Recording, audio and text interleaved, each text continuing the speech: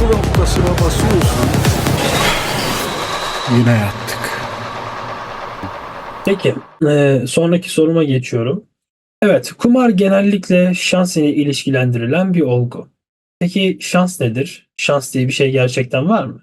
Yine kumardaki gibi olgulara bakmamız lazım. Şans diye bir şeyin olup olmadığını çözebilmek için. Şansla ilişkilendiren olgulara denk düşen ilk aklıma gelen şey düşük olasılıkların gerçekleştirip örneğin Milli Piyango'da kazanmak çok küçük bir olasılıktır. Ama bunu birisi gerçekleştirir ve bu şans olarak adlandırılır. Ama aynı biçimde milyarda bir görülen bir hastalığa yakalanmak da düşük bir olasılığın gerçekleştirilmesidir. Ama bu sefer de insan şanssız olarak görülür. Demek ki bu kategoride düşük olasılıkların gerçekleştirilmesi kategorisinde sonuç iyi olmak zorunda. Olasılığı düşük olan iyi bir sonuç elde edilmiş olmak zorunda.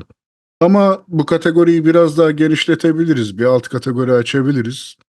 Bazı düşük olasılıkların gerçekleştiği durumlarda da beceri söz konusudur. Örneğin bir futbol oyuncusunu düşünelim.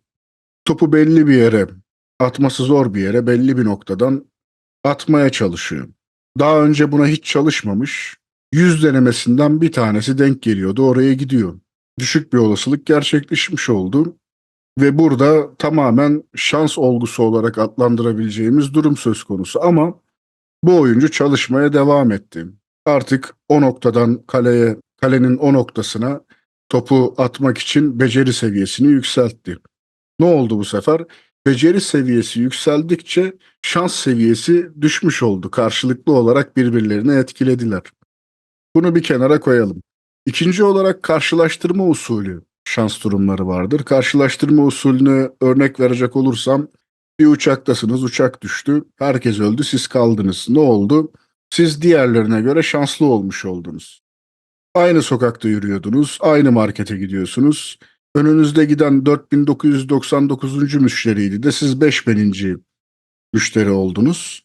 Bu yüzden de büyük bir hediye çeki kazandınız. Ne oldu? Siz diğerlerine göre, diğer 4999 kişiye göre şanslı oldunuz. Bu kategoriyi de ayıralım bir kenara. Diğer bir kategori olarak fırsatlarla ilgili durumları öne sürebiliriz ama benim bu durumları çok şans başlığı altında inceleme taraftarı olmadığımı söyleyeyim. Bu durumlardan örneğin birisi iş arıyordur, bulamıyordur. Bir kişi de sürekli iş değiştirecek fırsatlar yakalıyordur.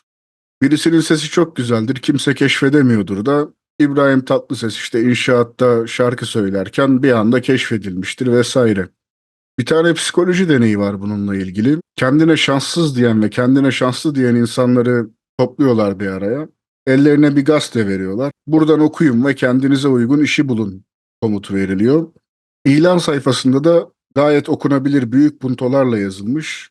Eğer bu ilanı deneyi yapanlara gösterirseniz 250 dolar kazanacaksınız diye bir ilan var. Kendine şanslı diyenler fark edip bu ilanı deneyi yapanlara gösteriyor ama kendine şanssız diyenler bunu göremiyorlar bile. Şöyle bir sonuca varılıyor deney sonucunda. Demek ki kendine şanslı diyen insanlar odaklandıkları hedefin dışındaki ihtimallere de açıklar. Ama kendine şanssız diyen insanlar tek bir hedefe odaklandıkları için çevrelerindeki fırsatları görme ve yakalama konusunda yeterince iyi değiller. Şöyle örnekleyebiliriz bunu. Bir araba almak istiyorsunuz. Alım satım amacıyla alacaksınız. Arabaya o kadar odaklandınız ki aslında çok kelepir fiyata bir motosiklet satılıyordu. Arabayı almaya gittiğiniz yerde onu görmediniz. Halbuki o motosikleti alsaydınız fiyatını görüp 2 katı 3 katı fiyata satabilirdiniz. Dolayısıyla fırsat sadece dünyadaki durumlara değil, bireyin onları yakalama potansiyeline de bağlıdır. Dolayısıyla şans kategorisinin altında ne kadar incelenebilir emin değilim. Bu kategorilerden ortak noktaları çıkarırsak şansın dünyadaki bir durum değil, olgularda incelediğimiz durumlara sonradan eklenen yorumlarda olduğunu görürsünüz. Şans olarak adlandırdığınız olgular aynı zamanda şanssızlık olarak da adlandırabileceğiniz olgulara dönüşebilir. Bu şans yorumu o an için yapılır. Hiçbir olgu yoktur ki kendinden şanslı olsun. Şans olguya sonradan eklenen bir yorum olarak vardır. O zaman bu konuda buna örnek olarak batıl inançları verebilir miyiz? Yani benim şimdi elim kaşınıyor. He. İşte hemen arkasında da ne oldu? İşte maaşımı aldım. Demek ki para gelecek. Bu birkaç defa başıma geldi ve ben buna inandım. Ve bunu bir şans olarak gördüm. Bunu örnek olarak verebilir miyiz? Aynı şekilde kara kedi gördüm, başıma bir şey geldi ve bunu şanssızlık olarak değerlendiriyorum. Yani burada rastlantısallığa yüklenen bir anlam var. Kart seçimi örneğine geri dönersek, kart seçerken hiçbir öncülünüz yoktu. Yanlış bir inanç, yani temeli olmayan bir inanç oluşturarak bir karara varmaya çalışıyordunuz. Batıl inançlar da böyledir. Hiçbir temelleri yoktur. Sonuç doğru çıksa bile inancın kendisi hala yanlış olmaya devam eder. Çünkü arada zorunlu bir nedensellik icat edemezsiniz. Yani biz buradan aldığımız çıkarımlarla aslında şansın da çok var olmadığı konusuna buna mı karar aldık? Yo, buna karar vermedik. Şans diye bir şey var ama bu gerçek bir olgu ve reel bir şey değil. Bu insan yorumu olarak var. Örneğin doğada ısı vardır ama sıcak ve soğuk aslında yoktur, değil mi? Yani sıcak ve soğuk senin hissettiğine göre dünyayı yorumlama şeklindir. Fenomenal alandaki bir yorumdur sıcak ve soğuk. Objektif bir yorum değildir. Şans da böyledir. Şans da senin dünyayı yorumlarken dünyaya kattığın bir anlamdır. Olayların kendisi şanslı ya da şanssız değildir objektif açıdan. Ama insanlar belli olaylara şansla, belli olayları şanssızlıkla açıklarlar. Gerçekleşen her şey aslında sadece bir rastlantının ortaya çıkması. Şu Stuttgart yenerse düşeş. Dede yine yaktı bizi. Şike var, şike. 500x. Hadi be.